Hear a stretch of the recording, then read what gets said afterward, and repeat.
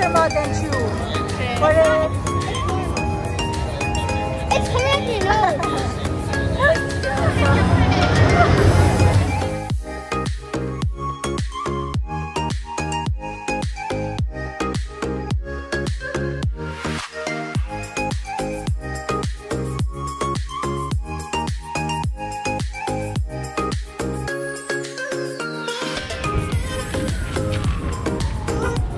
Say hello. Welcome. Yeah. Hello guys. Nasaan tayo, babes? Nasaan kami ngayon? Stampede. We're at the Stampede. Yeehaw! Yeah. Our second year nung pag-attend namin ito sa Stampede. Yan. Today is Sunday and it's Tim Hortons Family Day. So it's free. Free ang entrance from 8 AM to 11. So, ngayon kami nagpunta kasi libre yung entrance. Yan. Tapos may free breakfast from 8 to 10. Pancake breakfast.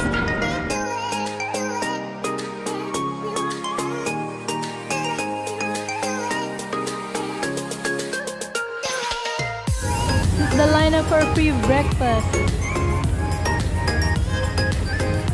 Wow, ang haba niya. Hanggang doon sa dulo.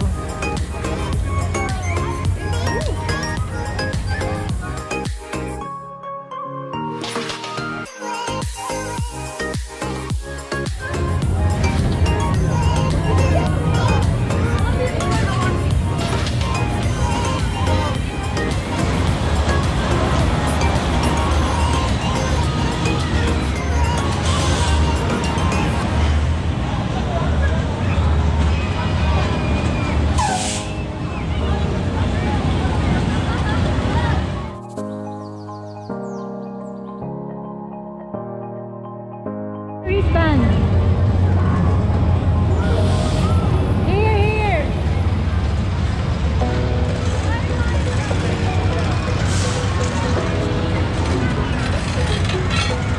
Sit.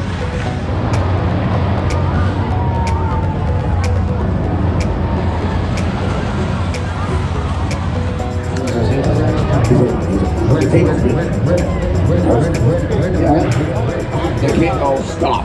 I told you most of the boys coming to leave us in last night. How many ones? 7? No, they're all coming. No, last night all the boys coming to us. All the maintenance. You want to watch? Listen, when you want to let watch for us. So you want to you know it.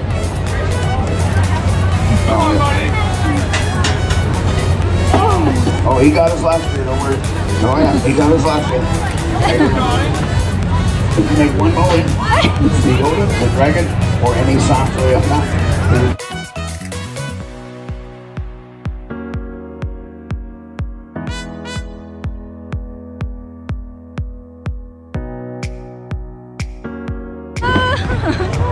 Hello, babe.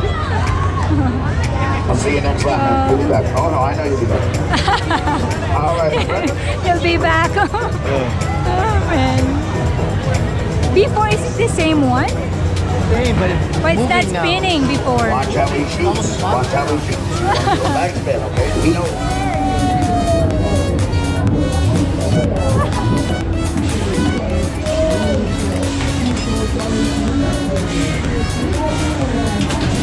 Scary. Sobrang busy. Crazy busy. Daming tao. Let me ask you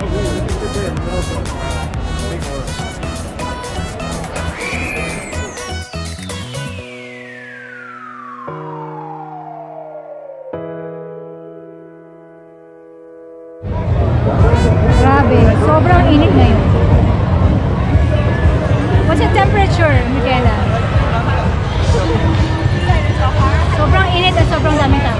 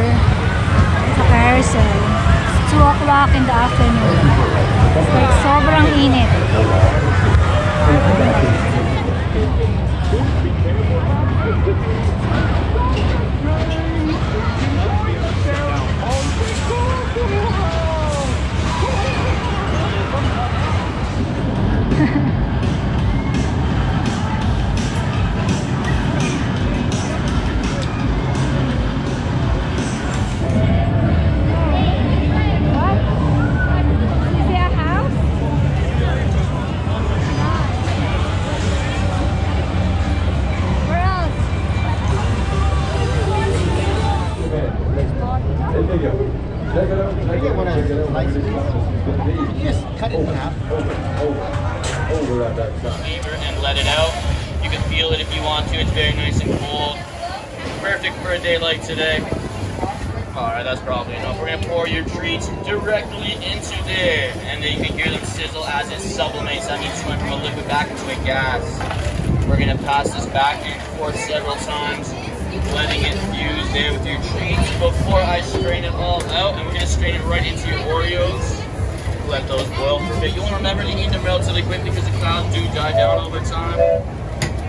If you get any stick, but you can eat it with your hands. It's not that cold. Just get those Oreos in there. Look at that.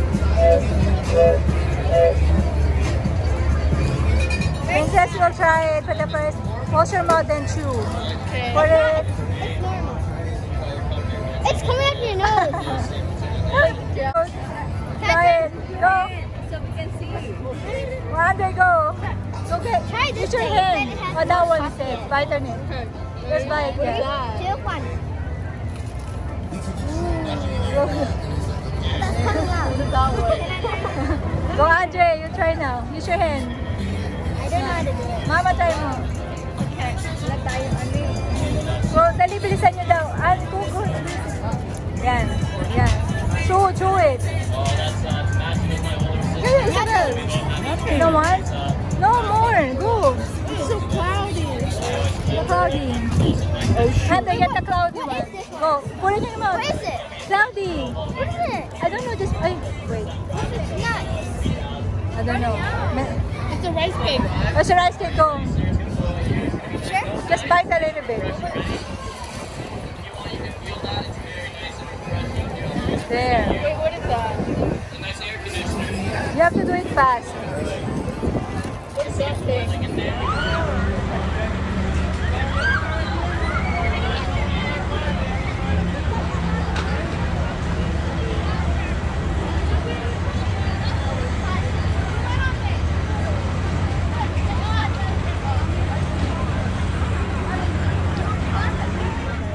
So kahapon nga nagpunta nga kami ng Calgary Stampede.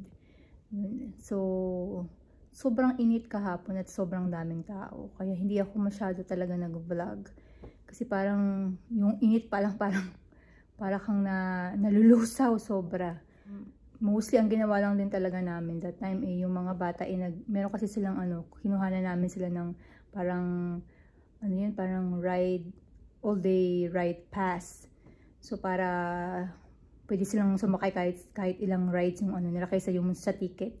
Kasi parang yun lang ginawa namin the whole day. So yung umaga, yung pagbukas pa lang ng ticket booth, bumili na kagad kami. Maaga kaming umalis ng bahay, gising na kami ng mga pa lang 5. Nagising ako ng mga 5 o'clock pa lang. Kasi nga inahabol namin yung parking para hindi masyadong busy. So umalis kami dito ng mga 6:30, mga ganun. Tapos dumating kami na ng mga 7:40. Medyo nahirapan kami sa paghanap ng parking kasi yung ibang parking close pa. Kaya nung pagdating namin doon, mga 8 o'clock na andun na kami sa loob. Tapos ang haba ng pila doon sa pancake breakfast. Free pancake breakfast. Napakadaming tao. So hindi na kami pumila doon. Dumiretso na kagad kami doon sa ticket booth para doon sa pagbili nga ng doon sa pag-ride ng mga bata. So yun, pag-dating namin doon, nag-open na yung mga rides sa 9 o'clock. So yun na, start na yung mga bata, nag-ride na sila talaga. So ang hirap lang kasi every time, ang hahaba ng pila. So kahit maaga ka doon, still you have to line up for at least 20 minutes, ganyan. Depende sa rides na sasakyan mo. Yung iba napakahaba talaga. So yun, the whole morning andun lang kami na sobrang init. Tapos pumasok na lang kami dun sa building. Sa building naman sobrang crowded. Na parang hindi ka na rin makapag-isip kasi parang kakamungguan na yung mga tao. So sobrang daming tao. Tapos nung lumabas ulit kami, nag-rides ulit yung mga bata. Sobrang pagod na. Parang naubos yung energy namin dahil sa init. Saka dun sa siksikan ng mga tao. Even dun sa food, wala man lang kami na-try ng mga bagong pagkain. Kung yung unang stall na nakita namin, kinain lang namin corn dog tsaka hamburger. Mga chicken strips, ganyan. Hindi na namin napuntahan yung ibang mga food trucks na may mga iba't ibang mga, yung mga ganyan, mga stampede, mga CNE, may mga kakaiba silang pagkain. Hindi na namin sila na-try talaga. Hindi na ako nakapunta doon kasi nakakatamad maglakad. Sobrang gusto lang namin sa shade na lang. So yun, sayang kasi parang, kasi this week sobrang sobrang init. May heat warning nga eh. The whole week may heat warning. So I think sa Wednesday or Tuesday. Mag-hit siya ng mga 34 or 30, ganyan. Sobrang init talaga. So yun, kaya maaga kami na pauwi. And hindi na namin talaga siya nagstay doon ng matagal. Compare dun sa ano namin first year na nagpunta kami sa Stampede, ang dami namin nagawa. Sobrang dami namin na puntahan ng mga activities. Pero mainit din time na yun. Mainit din siya. Pero hanggang gabi kami doon, hanggang may fireworks. Nihintay namin yung fireworks. Kasi nga din, kaya din kami uwi pala ng maaga. Kasi may pasok din yung asawa ko the next day. Ayun lang. So, konting mga clips lang talaga to doon sa, sa Stampede.